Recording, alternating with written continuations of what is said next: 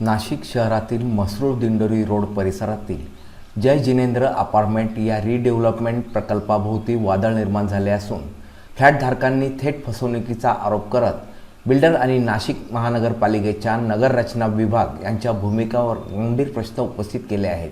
येथील नागरिकांच्या म्हणण्यानुसार सुरुवातीला 28 फ्लॅटचा प्रोजेक्ट असल्याचे सांगण्यात आले. मंजूर आराखड्यात ग्राउंड फ्लोअर धरून 7 मजल्यांवर प्रत्येक फ्लोअरला 4 फ्लॅट असे स्पष्ट दाखवण्यात आले होते. एकूण 28 फ्लॅटची रचना मंजूर करण्यात आली होती. मात्र प्रत्यक्षात बांधकाम करताना चित्र पूर्णपणे बदलले आहे. प्रत्येक फ्लोअरवर फक्त 3 फ्लॅट उभारण्यात आले असून एकूण फ्लॅटची संख्या थेट 21 वर आली आहे. म्हणजेच मंजूर प्लॅन आणि प्रत्यक्ष बांधकाम यामध्ये मोठी तफावत झाली आहे. यामुळे आता संतप्त नागरिक थेट सवाल करीत आहेत. मंजुरी 28 फ्लॅटची, मग 21च कसे? 2024 मध्ये तयार झालेल्या या अपार्टमेंटमध्ये अवघ्या एका वर्षातच गळती, भिंतींमध्ये ओलावा, प्लास्टर निघणे अशा समस्या समोर आल्या आहेत. काही ठिकाणी परिस्थिती इतकी गंभीर आहे की खालच्या फ्लॅटमध्ये पाण्याची गळती होऊन नुकसान होत असल्याचे सांगितले जात आहे. येथील नागरिकांनी वारंवार बिल्डरकडे तक्रार करूनही उडवाउडवीचे उत्तर देण्यात येत आहे असा आरोपही नागरिकांनी केला. तसेच रहिवासी नागरिकांकडून आयुक्तांनी व महापौरांनी या गोष्टीकडे लक्ष द्यावे अशी मागणी नागरिकांकडून करण्यात आली आहे. मी रोशन राऊत, मी 6व्या मजल्यावरती राहतो. तर वरचं बांधकाम हे खराब आणि पाणी गळतं. तर एक वर्षातच हे झालं पाणी गळती, तर अजून 15 वर्षात काय होईल? आणि प्लॅन मंजूर करताना हा आम्हाला सांगितलं की 21 फ्लॅट हे बांधू. तर प्लॅनमध्ये 28 असे फ्लॅट दाखवण्यात आले आहे. नेमकं आपलं घरात काय गळती? वरती 7व्या मजल्यावरती फरच्या बसवल्या नाही आहे. बांधकाम रिकामा असल्यामुळं ते आमच्या घरात पाणी गळतं पावसाचं वगैरे. आता काय आपली तक्रार काय नेमकं? तर याच्यावरती आम्हाला काम करून मिळावं आणि चांगलं हे काय नाव आपलं? माझं नाव रोशन राऊत.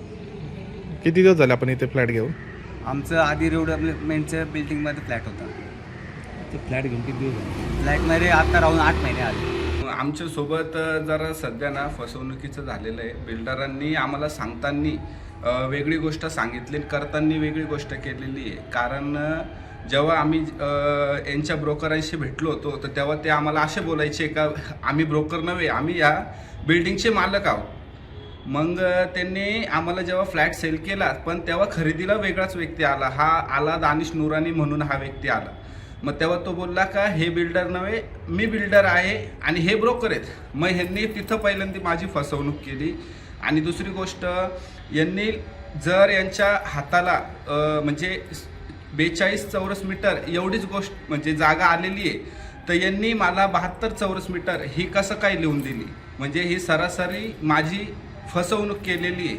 जर मी ही गोष्ट बघितली असती तर मला हे कळलं असतं, पण यांनी मला ही गोष्ट सांगितलीच नाही. म्हणजे यांनी मला सांगताना सांगितलं का आपला पुरेपूर फ्लॅट 790 स्क्वेअर फूट आहे, पण तो ॲक्च्युली 790 स्क्वेअर फूट नसून हा 700 स्क्वेअर फूट आहे फक्त. मग माझ्या 90 स्क्वेअर फूटचं काय? तर ह्याचं मला यांच्याकडनं उत्तर पाहिजे. हे मला नवीन खरेदी करून देणे किंवा माझे वरचे पैसे जे काय असेल ते मला परत करून देणे, हे मला अपेक्षित आहे. आणि ही गोष्ट व्हावी हीच माझ्याकडनं नम्र विनंती. आपली आता प्रमुख मागणी काय आहे? माझी प्रमुख मागणी अशी आहे का जे मला बोली केलेली आहे का मला 790 स्क्वेअर फूटचा फ्लॅट देण्यात येईल, तर एक तर मला 790 स्क्वेअर फूटचा फ्लॅट द्यावे किंवा माझे वरचे पैसे जे काही असतील ते मला परत करून द्यावे. या संदर्भात आपण कुठे तक्रार किंवा बिल्डरांना तक्रार केली का? मी बिल्डरांशी बोलायचा प्रयत्न केला, पण बिल्डर हा उडवडवीचे उत्तरं देतोच मला. आणि जेव्हा मी त्याला माझ्या स्वतःच्या फ्लॅटचं अर्धवट काम बाकी आहे, जसं 2 ते 3 टाईल्स फुटलेले आहेत. दुसरी गोष्ट, मी त्याला फ्लॅटचे क्रॅक्स दाखवले होते भिंतीवरचे का माझे हे क्रॅक्स आहे, मला तुम्ही डेंटिंगचं काम करून द्या. तो आत्ता मी 4 ऑक्टोबरला खरेदी केली. त्याच्यानंतरपासून मी त्याला कमीत कमी 10 ते 15 वेळा फोन केले. तो मला फक्त म्हणतो का करून देतो. आणि जेव्हा मी त्याला कॉल करतो तेव्हा तो उत्तर देतो का मी काही इथं फुकटने बसलेलो आहे, मला खूप कामं असतात, सारखं मला काम करू नका. म्हणजे थोडक्यात आम्हाला असं वाटायला लागलं आहे का ह्यांनी आम्हाला उपकार केला आहे का यांनी आम्हाला फ्लॅट दिलेला आहे. म्हणजे आम्ही फुकट फ्लॅट घेतलेला आहे, विकत नाही घेतलेला आहे. जय जिनेंद्र अपार्टमेंट आहे म्हणून इथं बिल्डिंग आहे. SD डेव्हलपरांनी डेव्हलप केलेली आहे आणि ही बिल्डिंग ज्यावेळेस डेव्हलप केली त्यावेळेस त्यांनी महानगरपालिकेकडून जो काही नगर विभाग आहे, नगर रचना विभाग आहे, त्यांच्याकडून जो प्लॅन मंजूर केलेला आहे तो सदर प्लॅन हा 28 सदनिकेचा असून प्रत्येक फ्लोअरवर 4 सदनिका आहे. परंतु प्रत्यक्षात बांधकाम करताना तसं झालेलं नाही. म्हणजे प्लॅन एक मंजूर वेगळा केलेला आहे आणि प्रत्यक्ष बांधकाम वेगळं केलेलं आहे. तर नगर रचना विभागाने त्यात कुठली शहानिशा न करता सदर बांधकामास मंजुरी दिली आहे आणि अपूर्ण 7व्या मजल्यातील बांधकाम हे देखील अपूर्ण आहे आणि ही 7 मजली बिल्डिंग आहे. सदर महाराष्ट्र शासनाच्या नियमाप्रमाणे जर कधी बघितलं तर अग्निशामक दलाची सुव्यवस्था इथं कुठेही नाही. कुठे भविष्यात काही धोका झाल्यास त्या सर्वस्वी महानगरपालिकेचे अधिकारी जबाबदार असतील.